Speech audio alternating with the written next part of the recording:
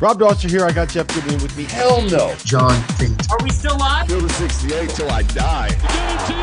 I'm sorry, man. I blacked out. Randolph children. DJ Khaled, you know the big DJ Khaled guy? Hansbrough up and in. Goodman needs to be fired all the time. Josh Pastner. You're going to beat people straight up. You know the deal. They have no swag. They have no nothing. Terrell McNeil. From the bluest of the blue bloods to the smallest of the mid-majors. This is Field of 68 after dark. Hello and welcome to the Tuesday evening edition of the Field of 68 After Dark. My name is Rob Dauster. I am joined tonight by Wake Forest legend Randolph Childress, who is here sweating out whether or not his Demon Deacons are going to find a way to avoid blowing and ruining that win that they got at Duke on Saturday evening. And I'm also joined by another legend of the ACC who is no longer the record scorer in Dean Dome in the Dean Dome in one game. That is Tyler Hansbrough. He couldn't hit 42 points the way that RJ Davis did. So Tyler, let me ask you this before we get started, before we talk about Reed Sheppard, before we talk about Kansas losing to BYU at home, before we talk about anything else, do you have an official statement on the matter? RJ Davis is a better scorer than you. Hey, we needed every point that he put up last night. I mean, I've honestly, I'm just excited for RJ. I think he's played unbelievable this year. I know he's put a lot of work in. And also, I think he's a really good example for kids who actually don't have the season they want the year prior and stay at school, the same school, not enter the portal, and actually work on his game. And it really worked out for him. So, he's a hard worker and he deserves it. So I'm a big fan of RJ. I'm happy for him. Yeah, I had him as a first-team All-American last night. I would still have him as a first-team All-American today, but there is another guard that is kind of pushing towards that level a little bit, as crazy as it sounds. Reed Sheppard tonight, 32 points, 5 rebounds, 7 assists, 2 steals, 2 blocks, 11 for 14 from the floor in 35 minutes, as Kentucky erased a 13-point second-half deficit at Mississippi State with a come-from-behind 91-89 win. Reed Sheppard had the game winner at the buzzer, as it sounded. Well, it wasn't quite at the buzzer. It was 0.5 seconds left on the clock. Just an unbelievable all-around performance where he more or less willed Kentucky to a road win over a tournament-bound Mississippi State team. Randolph, what do you make of Reed Sheppard's performance? What do you make of Kentucky? Is there anything that this Kentucky team cannot do at this point this season? Listen, I thought it was a hell of a performance tonight. I mean, getting a road win this late in the year, and let's be honest, Mississippi State brought it tonight.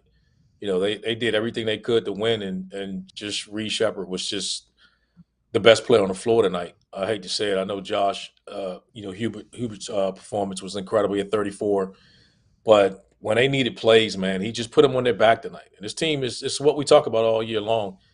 They have so much talent, so many different guys that can hurt you. And tonight it was Reed Sheppard's night, and he delivered. So I thought it was a big test for him. If they had lost, I wouldn't have thought anything different from him. I thought it was going to be a tough environment for them to win, but it shows that maybe, Kentucky's figuring this thing out as they get ready for the conference tournament. Yeah, Tyler, when you see Kentucky make this run and you see them rely on a guy like Reed Sheppard, like how do you view this team when you see guys like this able to put together performance? Like I say, he's not the only guy we've seen take over a game and win a game for them with big runs like this in the second half. Yeah, and they have multiple weapons. Obviously, they have very talented guys, but, Rob Dillingham, he has the capability of taking over a game and scoring and making big shots. But tonight was an unbelievable performance from Reed Sheppard. I thought he really played smart basketball. And also he made defensive plays, the block late in the second half from the corner three. I thought that was an unbelievable play. He played winning basketball. He did everything for Kentucky. And like you said, he was the reason that they won. And also, I think this says a lot for Kentucky, especially for a younger team, to go at Mississippi State in the hump, which is a tough environment to play at, and actually come out for a win. I know Mississippi State was looking for, kind of one of those better wins to help build a resume. But Reed Sheppard is really developing, and he's becoming one of those guys you can really rely on to get you a bucket. Yeah, it always is funny to me when people call it the hump. It's every time you say it, it makes me laugh. Maybe that's because I have a sense of humor of a 12-year-old child. Randolph, I was having this argument with someone earlier, right? We saw what RJ Davis did last night. We've seen Jamal Shedd completely take over basketball games. We know how good Zach Edey is this year. I'm kind of at the point where I don't know if there are 15 players in college basketball that if I'm starting a team from scratch that I would take over Reed Sheppard. I know that there are some flaws defensively. He gets a little bit lost when it comes to Hillside, but between the effort, the IQ offensively, the things that he's able to do, I don't know if there's 15 players that I would take over him. I think he is that good. I won't go that far. I think he's good. I think he's really good. I wouldn't push back on it tonight. You sound like the people that were coming at the Tar Heel fans that were saying RJ Davis is the National Player of the Year after dropping 42. So no, listen. I think it was a hell of a performance. I do think he's high IQ offensively. There's no flaws in his game on the offensive end of the floor. But before I say, if we're just going to say offensively, probably talent, then I can see him rating him that high. But, you got to play on the other end. And he's a freshman, and there's things he's going to obviously improve on. But tonight was on display, showing everything, making plays defensively, just high IQ plays, assists, scoring when he needed. He just made plays, defensively and offensively for this team tonight. So credit to him, credit to Kyle. Randolph, is he better than his dad? Is he better than his dad? I'm gonna give him that. Yeah, he's better than his dad. I'm gonna give him that. He's better than dad. Dad got to bow down now. You got to know when to leave him alone and say, yeah, he got me. I think Dad acknowledges now he got him. Yeah. Here's my take on Kentucky. And we've talked so much about them on the defensive end of the floor. And I want both of you guys' opinion on this. And Tyler, I'll go to you first on this one. I don't think that they're ever going to be a great defensive team, right? I don't think that they need to be a great defensive team for 40 minutes with what they can do offensively. And tonight, I thought they were terrible on the defensive end for the first probably 25 minutes of this game. They were a mess in the first half, and they gave up 7 points in the first 2 minutes of the second half before Cal called that timeout and kind of got things settled, right? And then they had a stretch there of probably about a 15-minute window in the middle of the second half where Mississippi State just couldn't get anything going. And I think that that's all Kentucky needs, right? They need to lock in for a 10-minute stretch. They need to find a way to be able to get stops for about 10 minutes, and then you're just not going to be able to keep pace with them because they're putting up 90 on you. Tyler, we've talked about this before. You were on doing air quotes here, the worst defensive team to win a national title in the Ken Pom era. Does that make sense? Is that something that we can am I even making sense when I kind of make that point? Well, Ken Pom never makes sense to me, and I don't think it ever will. And also, Ken Pom never gives the ACC the credit it deserves. But I will say that I disagree with you, and I think this team needs to buy in defensively because they have weapons to be a good defensive team. And the only reason that they're not going to be a good defensive team is if they don't want to make that commitment. And to me, I think that's what could really put them in contention for winning a national championship and making a deep tournament run is if they want to commit defensively. They have the tools to score, but also they have the talent and the length and the athleticism to be a very good defensive team. So I think they've got to buy in because sometimes in the NCAA tournament, things can go a little south. Guys aren't hitting shots, and you've got to have a good defensive foundation to really make a tournament run. Yeah, you can't just win one way. Go ahead, Randolph. No, I agree. I thought there was a couple of times when that middle ball screen just gave them trouble. And you can tell the bigs were so worried, which was surprising. They were worried about the big and not just stopping the ball. And you can't have a guard just turn the corner and go right down the lane. But credit to those guys. When they got down and needed to make plays, they made plays. I think it's just an attention to detail focus thing when you got so many young guys. And if they dial in, and they've shown they can do it. And credit to them, man. When they needed to dig in and get stops tonight, they did. So that was not an easy game for them. I would, like I said, I thought there was a chance they can get run out of the building at one point, and then they started making stops and making plays, and then Reed, offensively, he just carried them and took them home.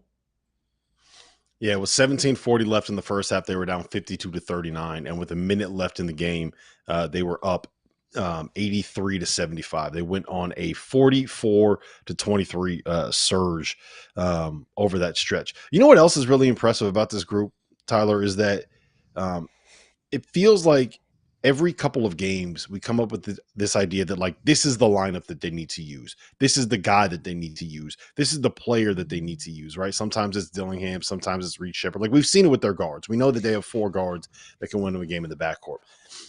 After the Auburn game, I mean, it was Agneso, right? Like he was the guy that played 36 minutes. He was the defensive anchor. He looked really good in ball screen defense. He looked like he had kind of figured it out. He played 12 minutes tonight. Some of that was foul trouble, but Big Z, coming off an 18-point performance in the win over Alabama, finished with what did he have off the bench tonight? He had 2 points, 4 boards, 3 blocks, missed a couple threes, but he was a presence out there. He was the best of the big guys that they had available to him. What does that say about this group that they have? It's not just like one guy that they're relying on, right? They can win with all these different ways, all these different lineups, all these different guys in different positions. Well, I mean, they're talented, and Cal does. I mean, he recruits well, and a lot of coaches would love to have that talent and that option. But I thought what Big Z did tonight is I think his length, was an issue for Smith, Toulouse Smith, late in the game, and I thought he did a good job defensively on him. Which he is one of the better bigs in the SEC. There it is. Mississippi State. There it is. You got to shout out your big guys, Tyler. Yeah, I do like Smith. I think he's a good player. But I felt like Mississippi State, I didn't think they executed late in the game. And I thought that could have been a little bit of Kentucky's defense. But I thought Big Z got in there. His length provided some problems for them. It's not necessarily that he was doing it offensively, but defensively he was kind of getting after it. Yeah, Randolph, you've coached. How valuable is it to have different guys? I was shocked. It is, and I think that's what makes them so dangerous because they can mix and match and put any different combinational style together to create problems. I thought I was shocked. Maybe the length of those bigs bothered Smith inside. I thought he had something going, and I didn't think he got the ball enough for Mississippi State. It just felt like they stopped going to him. Now I don't know. Maybe they felt as though the length of Kentucky would challenge him, but hell, he was efficient from the floor. I thought there was times he was just he looked like a grown man. Physically, he was moving guys around. I was shocked to see that he didn't get more touches, there as Kentucky was making their run. Yeah, you were making a point there before I cut you off. Go ahead. No, you're fine. You're fine. Go ahead. We can move. Yeah. So yeah, you're right about the Toulouse Smith thing. I'm curious now. Let's just kind of turn this a little bit on Mississippi State. Like how good can this team be, Randolph? The one concern that I have with them is they are not a great 3-point shooting team, and it took an 11 for 25 3-point shooting night to get them to stay with and hang with Kentucky here. Do they have any kind of upside? Like we know how good the SEC is at the top. Yeah, I don't think they're going to necessarily make a run, but I do think they expect if you put up 89 points, you got to win. And for them, with their style of pace and the way they want to play, I think that's the biggest difference. I thought they got – sometimes when you feed off a crowd and when you're at home, you start rushing and taking shots quicker than you usually, you want to or your coaching staff wants you to do. I thought that was the case tonight, and obviously with Hubert getting so hot and he started knocking down shots. They just started, taking quicker shots on the shot clock. I think they didn't let the bigs touch it enough, and I think they paid for it in the end. Yeah, Tyler, that's the thing to me that stands out so much about this performance for Kentucky is that this Mississippi State team is it's a team that they're kind of built around being able to control tempo, to defend, to run people off the 3-point line, and everything that they do well kind of matches up with what Kentucky does well, and Kentucky just did it better, right? It's not often that you see playing at home against a bunch of veterans with a bunch of freshmen that the freshmen end up winning when it's strength on strength. Yeah, exactly. And the one thing that was kind of odd to me about this game was Kentucky, as young as they were, they made plays down the stretch to really win them this game. And and also you got to realize that Kentucky was playing from behind for a little bit or a majority of this game. So it says a lot about them. But Mississippi State didn't really execute and had a lot of careless shots and turnovers. Yeah, Randolph, we got about 15 seconds here. We know how you feel about Notre Dame football. How do you feel about Notre Dame basketball right now? Hey, man, don't talk to me right now. I don't have my bottle of scotch in front of me right now because I'd take it straight from the bottle right now. Straight from the ball. I'm sick right now. I don't even want to talk about it. Let's go to Saturday break, night man. was a happy Scotch. Tonight is a sad Scotch. Wake Forest, Demon Deacons. Not great. Listen, when we come back, BYU, first trip ever into the fog. They beat Kansas. We're talking about that coming up next. What's going on, guys? Before we get back to the show, I need to let you all know about the Field of 68 Daily, an all-encompassing college basketball newsletter that arrives in your inbox, you guessed it, daily.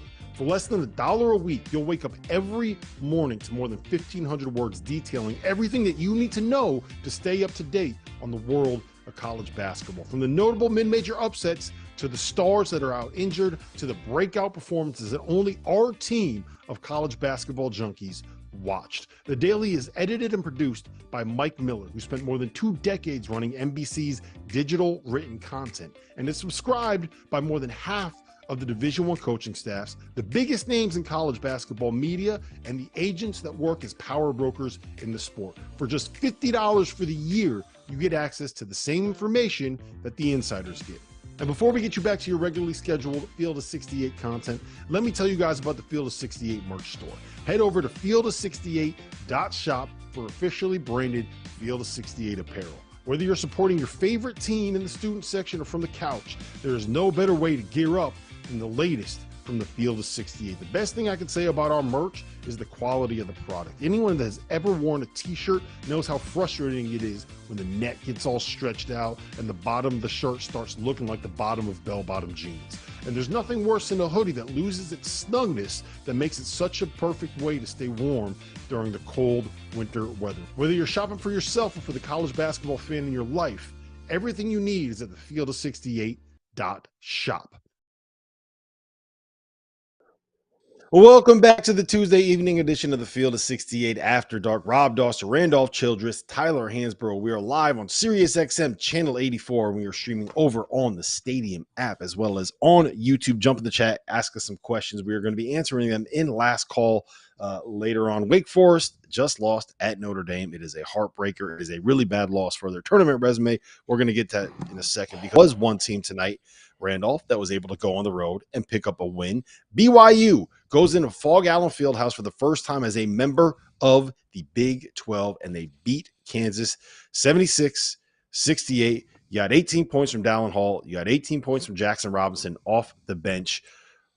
Is it time to start taking BYU for real, Randolph? Is it time for us to kind of say, hey, you know what? Maybe the metrics are right about this team?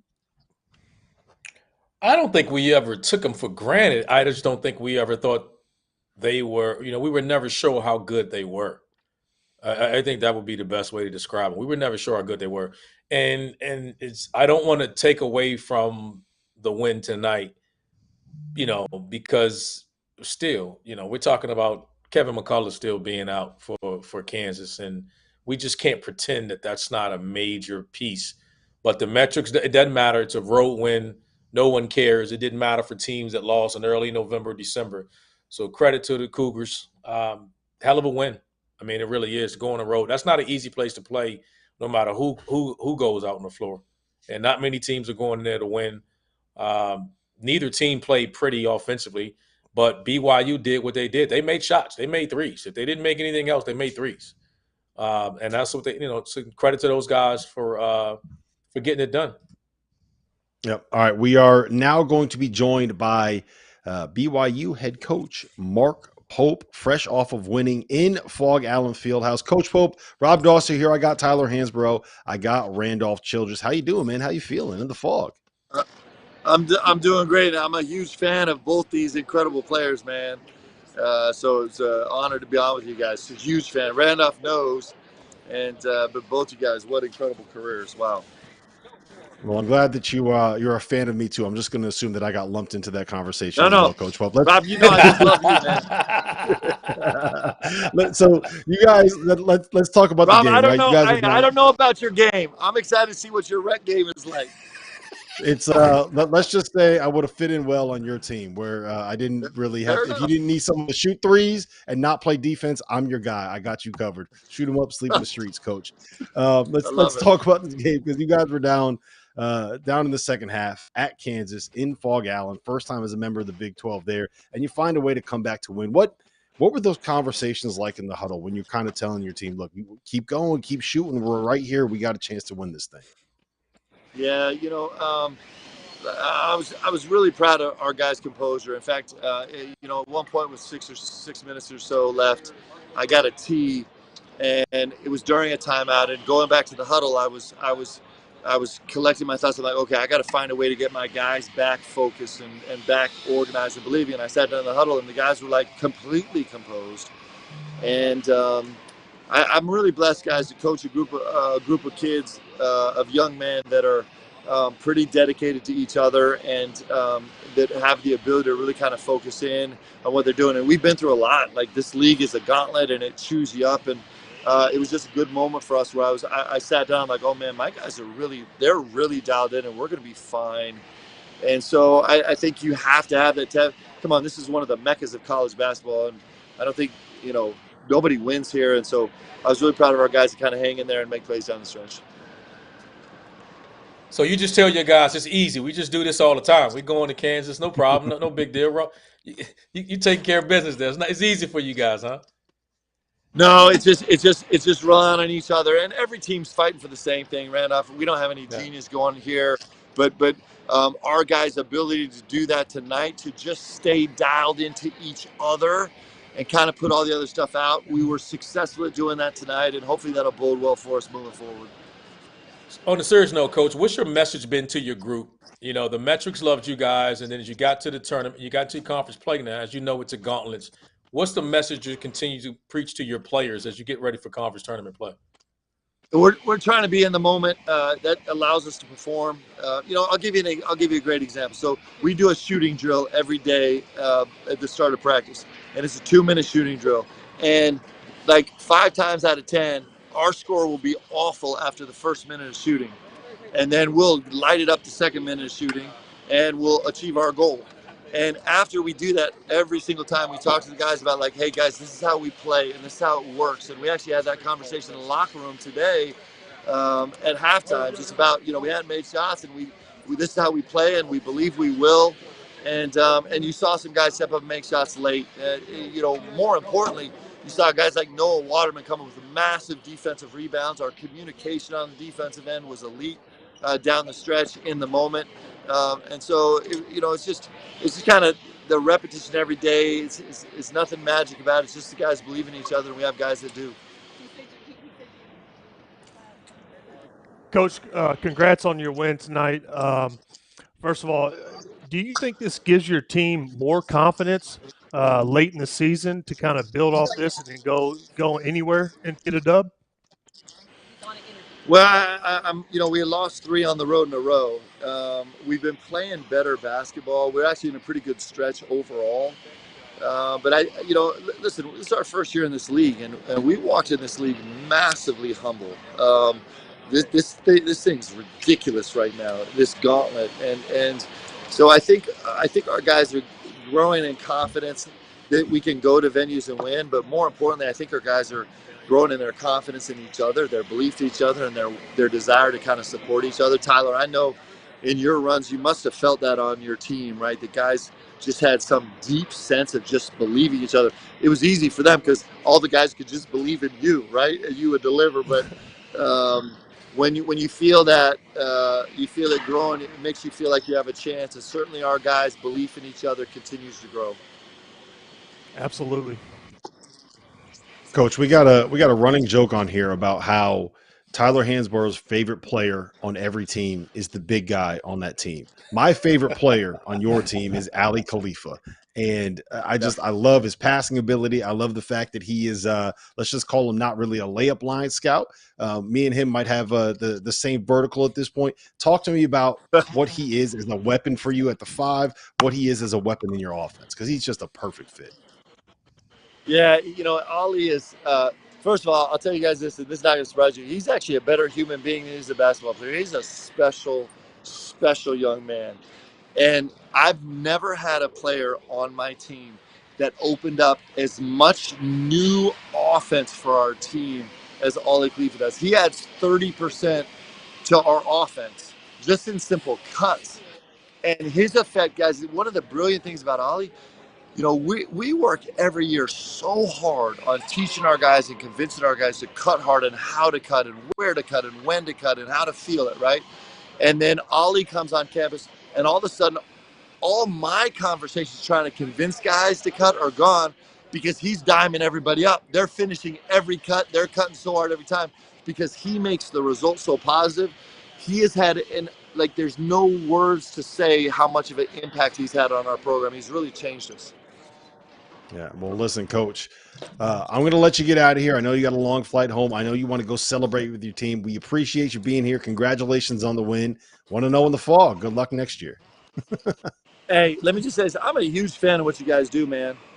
Like, the nightly recap is beautiful. So keep going. Big fan. Appreciate y'all. Appreciate it, guys. Okay, man. Appreciate you, Coach. Thanks, Coach. Thank you. That was BYU head coach Mark Pope. We appreciate him jumping on from Fog Allen Fieldhouse. He kind of looked like Jeff Goodman when we had Jeff Goodman in there after Kansas beat Houston on one of those shows. Tyler, you remember that night. All right, let's talk about the Kansas angle here, guys, because I'm kind of torn on this, Tyler. I'm torn on. We know that Kansas is a team that doesn't really have any depth, and we know that they don't have Kevin McCullough, right?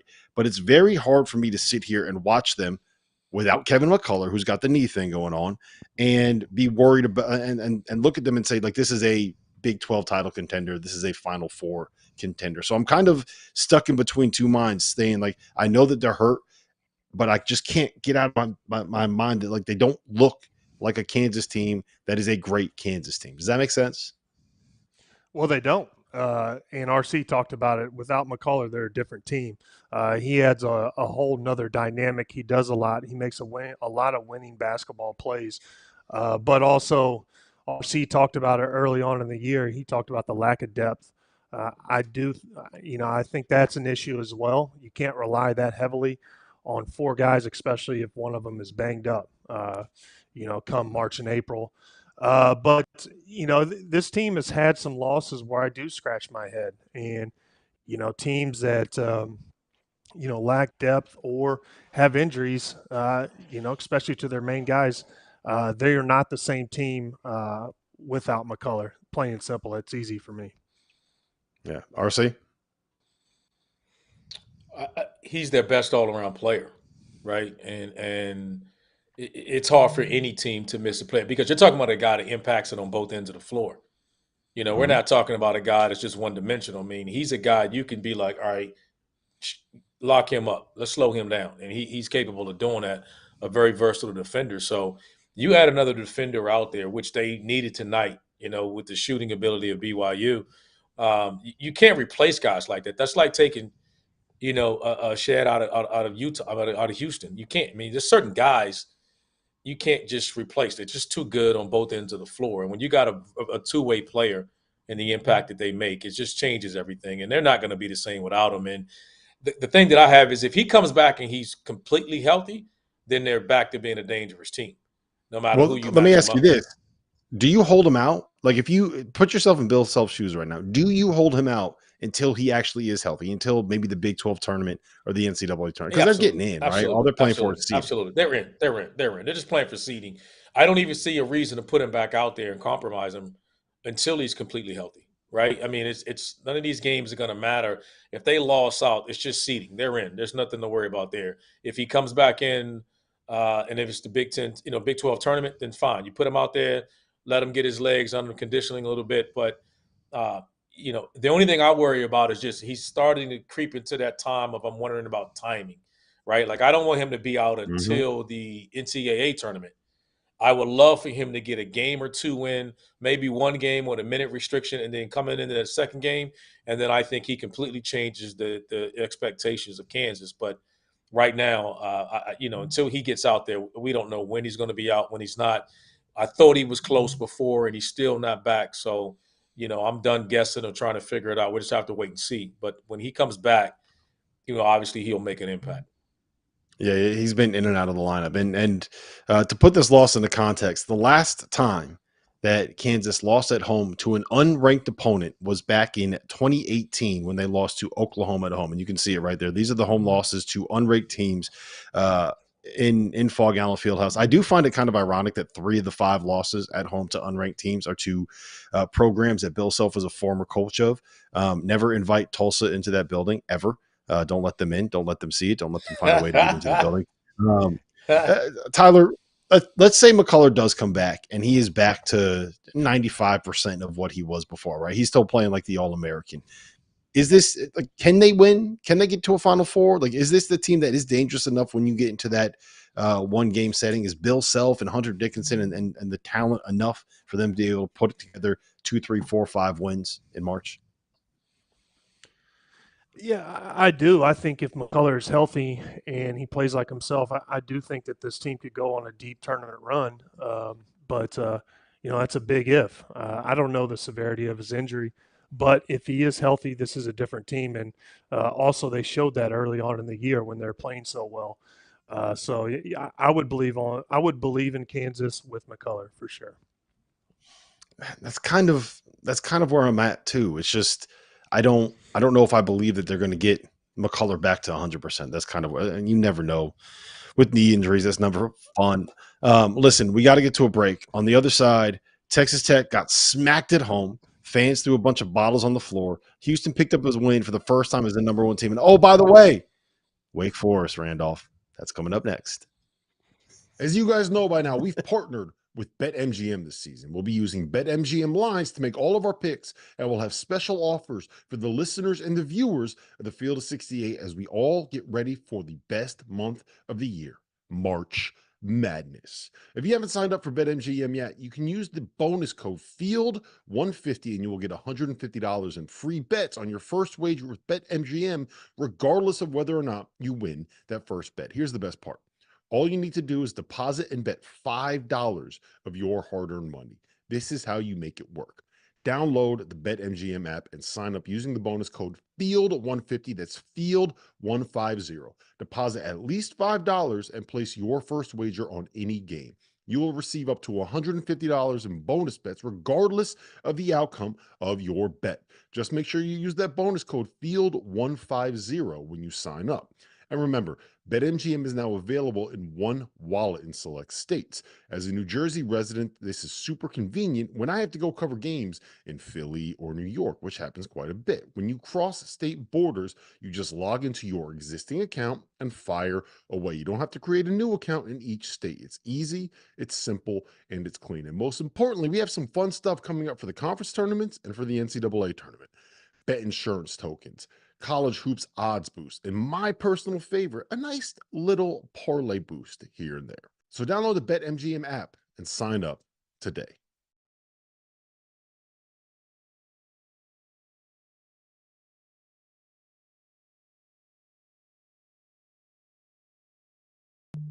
Welcome back to the Tuesday evening edition of the Field of 68 After Dark. Randolph Childress, Tyler Hansbrough. I am Rob Dauster. We're live, Sirius XM Channel 84. We're streaming over on the Stadium app and, of course, on YouTube and on X. Jump in the chat. Fire away with some questions that we can answer in last call. Guys, nights like tonight are why I absolutely love the sport of college basketball and why I love doing this show, Field of 68 After Dark. I was coming on being like, this is going to be a boring night. Like, what are we going to talk about? Kentucky, Mississippi State, BYU, Kansas. Like, those aren't going to be interesting or fun games to discuss when we get on. And lo and behold, they end up both being thrillers and really, really interesting games. And we're sitting here 33 minutes into an hour-long show, and those are the only 2 games we talked about. So we got to get on to some of this other stuff. We'll get to Texas and Texas Tech here in just a second because that turned into what looked like kind of a rugby game with we saw a fan getting carried out by 6 cops in handcuffs, which is always interesting to see. But before we do, Houston is the new number 1 team in the country, Randolph. They are, I think a lot of people are kind of getting hip to the fact that top tier that we talked about UConn and Purdue separating themselves. We talked about how they were the 2 best teams in college basketball than everybody else. I don't know if that's the case anymore. I think that it very much is. You got to take the number 1 team on KenPom. You got to take the number 1 team in the country. You got to take the team that is winning the Big 12 regular season championship as it stands outright right now. Like, where do you stand on this whole Houston, UConn, Purdue debate after Houston held on? They were up by 20, I think, against Cincinnati, blew the lead. But it was 67-59 the final for Houston, despite Jamal Shead not being able to throw a ball in the ocean tonight. Where do you stand on Houston? They should be in the conversation, and they should have been in the conversation all year long. I think early on, because of the Maui Invitational and the early season, the scheduling that we saw Purdue have, we saw the gauntlet that they went through. And for Houston, to be quite honest, we didn't see them go through the gauntlet until they got in the conference play, and they've gone through it, and they are handling business. And so they're definitely in the conversation, and they should be. I think it's one of those things with them. I think you just looked at it, and people kind of associate them with last year's team. And as I said, I think they're totally different because I think this team is better on the offensive end of the floor. I think they'll make a deeper run than last year's team has done. That did, and so tonight they won. It wasn't pretty, and they were up bigger than this. Watching the game, they were up by 15. So I thought they took their foot off the gas a little bit, late there. Kind of, Cincinnati started pressing them, and they just were like, dribbling across half court. Few mental errors. I think they thought the game was over. Yeah, and they thought it was over. Didn't play as hard. They didn't play as hard. This game was 15 to 17 points or so right there, and. So it wasn't an 8-point game, I thought. So credit to Cincinnati for continuing to finish the game and play hard. They would do that for Wes Miller. But they're in the conversation. I think consistently we just hadn't talked about them all year long. But those three teams, UConn, Houston, and Purdue, have been the best three teams in the country. And for whatever reason, and I'm guilty of it as well, not mentioning Houston as they should and give them their flowers. They belong and they should be in that conversation. Tyler, I feel like you would have thrived playing for Kelvin Sampson. Oh, my God. Just big guys that are going to crash the offensive glass, throw the ball into the post, get out there and play like a junkyard dog. Not just a dog, right? RC, was it me and you that were talking about what kind of dog? No, it was Henson that we had on here. We were talking about whether or not Jared McCain was a dog and what kind of dog he was. I think we all know what kind of dogs they got on that Houston roster. How much would you have loved playing for this Kelvin Sampson program?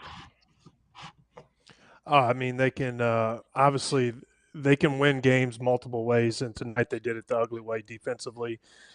Game wasn't pretty, but to your point, Rob, is they had that kid, I think, Book Out from Oklahoma when he was there. I used to like to watch him play. I probably didn't say his name right, but no, Kevin Book Out, right? The big guy. Yeah, Book Out. Number 34, I used to watch him. He looked like he should have been an offensive lineman for the football program, not playing power forward for the basketball team. He was an absolute banger. I'm not even sure he could touch a rim, but he used to give people the work. I used to like watching him grow up.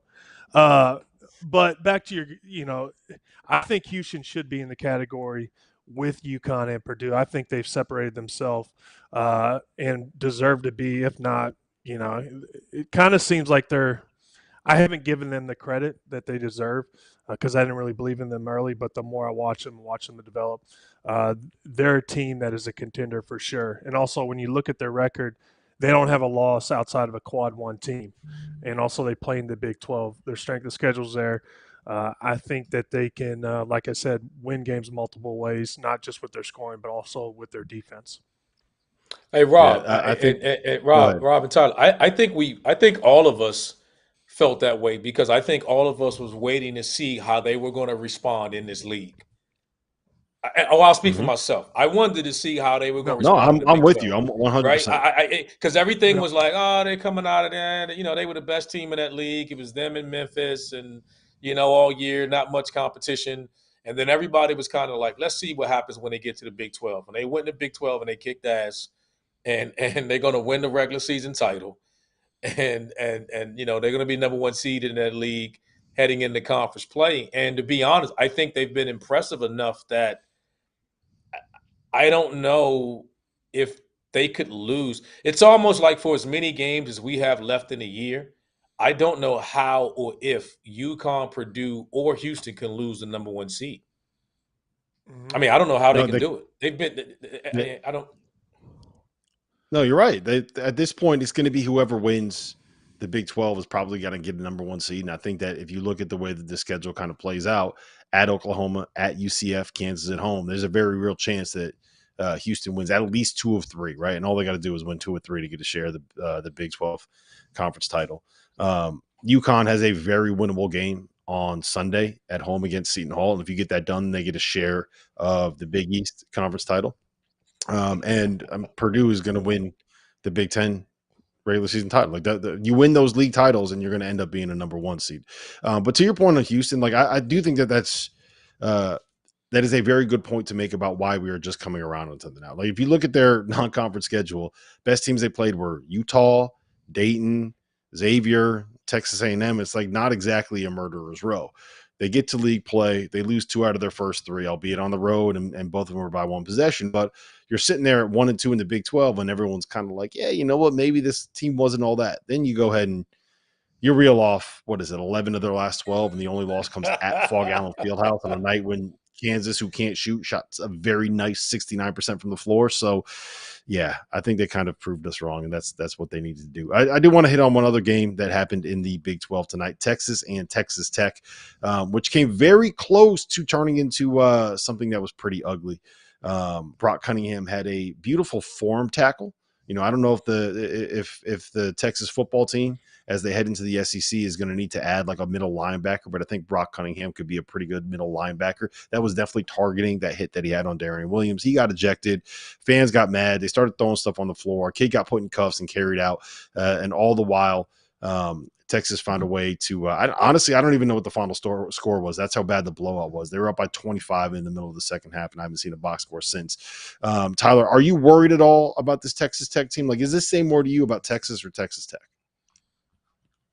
To me, it says more about Texas. Also, they went into Texas Tech, so it's a great road win for them. But, I kind of view Texas just as a Max A. Smith. If he gets hot, they're going to win. But tonight, obviously I think this team is growing, and, I don't know. I'm just not as big of a fan as Tech as, some people have been. But that's where I am with this. Randolph? I don't want to minimize this Texas. When you go on the road and win in Lubbock, Texas, that's big. And they were dominant. And I know Texas Tech made a run to make it respectable, Rob. They finished up. They cut it to 12. They tried to make a run at the end, but they just dug themselves in a massive hole. Couldn't get out of it. Their backcourt couldn't buy a basket tonight. Papa Isaac and Joe Toussaint struggled. They couldn't kick it in the ocean tonight. And they just weren't very good offensively, and you just can't overcome that against a team like Texas. Texas can score, man. They're getting healthy. They're getting everybody back. They're playing. They're starting to play better. A. Smith, has to get. He struggled the last couple of games. That wasn't going to last. He made a couple of shots here tonight. So if he gets going, that makes Texas that much more dangerous. But I was shocked to see how bad they were kicking Texas Tech's ass. At one point tonight, and but Texas Tech fought back. That's a tough place to play, man. It is, man. Like, many people don't go in there and put that type of performance in there. You just don't. And credit to Texas, man. I mean, as much as I say Texas Tech struggled, it's credit to Texas. I mean, they like you said, many teams don't go in there and put an ass kicking in there on Texas Tech like that. Yeah, that's kind of where I'm at with the two, right? Like we know that Texas Tech is a good team. We know that they are a good program. We know they have a tough home court environment. And we know that there are some very valid questions about how good this Texas program actually is and how good Ronnie Terry has them at this point in the season. When you go on the road in this league and you win the way that they won, there's nothing else that you can say about it other than that was an ass kicking. That's impressive. That is a performance. That is something you got to remember. And if anything, it is a wake up call for Grant McCaslin and this program. But I do think it's now interesting. You look at Texas, they get Oklahoma at home.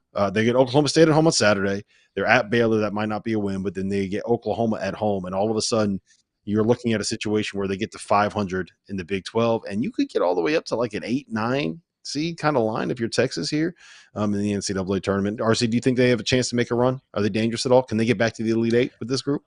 I don't know if they can get back into the Elite Eight, but I think they're capable of that. I think for them to get in the Elite Eight, it would be A. Smith has to play well. I think he has to be at the top of his game. They need him. He can't be the slump has to be over. He's got to be really efficient. So if he's leading the way offensively and making shots, then I think they all have a shot. Yep. Max Asmus has taken teams on runs before. He took an Oral Roberts program to the second weekend of the NCAA tournament. He can definitely do it with Texas. Tyler, coming up next, it's that moment. We get to do it. We get to talk to Randolph Childress about his Wake Forest Demon Deacons and their loss at Notre Dame tonight. In all seriousness, that's a tough one. Oh, he's gone.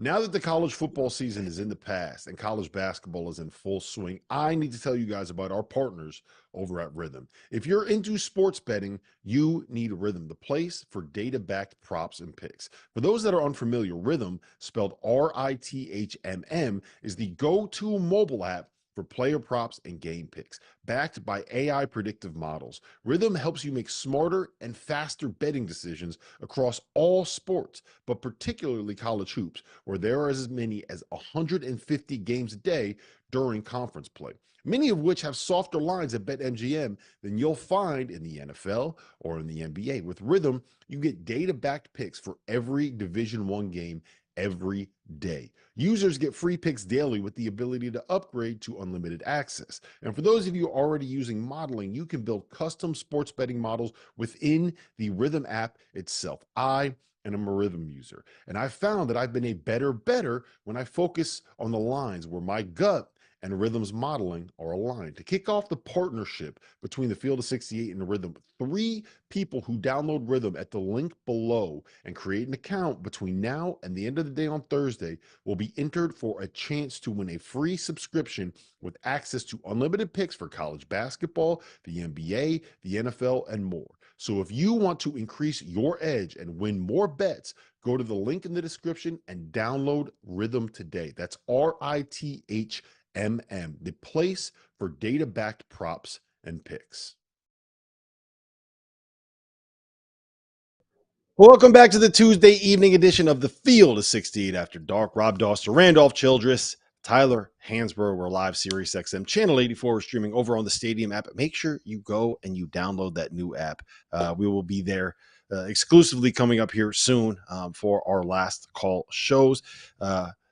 13 minutes away, last call. Get your questions in the chat, fire away, and we will answer them in last call on Stadium. All right, Randolph. It was a tough one, man. Notre Dame 70, Wake Forest 65. After it looked like your Demon Deacons had found a way to punch their ticket to the NCAA tournament. I know you don't have that bottle of scotch in front of you, but I'm gonna give you your chance to say your piece, say what you got to say, and hopefully we can all kind of mourn together here. I don't know what to say. I was worried about it. You know, I said this to you yesterday. I was worried about the Deeks on the road at Notre Dame, and I think I jinxed it. You know, picking on their football team. And the thing that bothered me about that, though, is I didn't say they were horrible. I'm not even going and explaining myself with them. I don't care what the football fans say right now. Basically, what you said was that Indiana basketball is kind of like Notre Dame football, and Notre Dame football fans took that as the biggest slight in the world, which is hilarious to me because Indiana has not been that bad.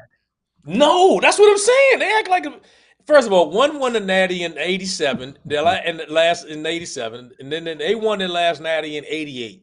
So stop acting like one was so significant. Never mind. We ain't getting into all that. We're talking about my Deeks right now. I think I jinxed them because I was talking about Notre Dame football, and we just so happily had to go on the road to play Notre Dame. So, Coach Forbes, I'm sorry, man. I jinxed us. I threw us off tonight with that picking on Notre Dame's football team. So, I don't know what to say, man. That was a tough one tonight. I thought that I knew it would be tough. I had just covered Notre Dame. I think they're the best defensive team in the league. I think they're physical. I think they're the most physical defensive team in the league. And if Wake isn't making shots, they struggle. And they struggle from the three-point line. And they're just, for whatever reason, they're just a massive difference in the Wake Forest team at home and then on the road. And I don't know if anyone can figure it out. I know Coach Forbes hadn't figured it out yet because he would have done something by now. And they're right there. All of their games are just like this on the road. They play good enough to play on the level of their opponent, and just at the end, they don't make enough plays to close it out. Yeah, it's tough. Tyler, the good news is if you're a Wake Forest fan like Randolph Childress, this loss should probably bump up to a quad 2 loss once the ratings adjust because Notre Dame is 140 on the road, 135 is a cutoff for quad 2s. You can see what their resume looks like right there. And you have 2 more quad 1 opportunities left on the schedule. You play at Virginia Tech and you get Clemson at home here in their last 3 games. It's not something that the committee takes into account. But Tyler, when you watch this team, you've played a lot of tournament games in your life. When you watch this team, are they tournament good? Can they make a run if they can find a way to get into the dance? It depends on what you mean by a run. I mean, I think they can get into a tournament and win a couple games. And also, I do think Wake is a tournament team. Like you just said about their resume, they have no quad 3 or quad 4 losses coming into tonight at Notre Dame, which will probably end up being a quad 2. So it's not as bad as it looks or sounds right now. But also they have the Hunter Silas kid who can get you a bucket. He is a big-time player. And so anytime you have a guy like him, I do believe that you can win games in the tournament because he can get you a bucket. It just and I do think that Coach Forbes has done a great job this year. And so, getting this team to buy in defensively, and if Hunter can get hot, then I think they're very capable of winning a couple games in the tournament, which I do consider Wake Forest a tournament team. Yeah, and if we're not supposed to root for people in this business, but I do root for Steve Forbes, who has been through a lot over the course of the last 6 months on the court and off the court with the health of some of his family members and his loved ones. So hopefully they can find a way to win 2 of these last 3 or all 3 and get in the dance and kind of have that reward and that payoff for his family that they can enjoy together. Randolph, I do want to hit you real quick on Pitt and Clemson because Clemson landed a win over Pitt at home. It was a come from behind win, which I think this probably more or less puts the nail in the coffin for Pitt's NCAA tournament chances. But I do want to ask you about Clemson because I feel like we keep overlooking this group, right? And part of it is because they had their struggles in the ACC. But they got a dude that's an all-American caliber player in PJ Hall. We all here have talked about how much we love Ian Shefflin, right? And they got guards that can score and guards that can make plays. They're dancing, right? For them, it just depends on how high can you get that seed to be. How dangerous is Clemson when they can get into the tournament?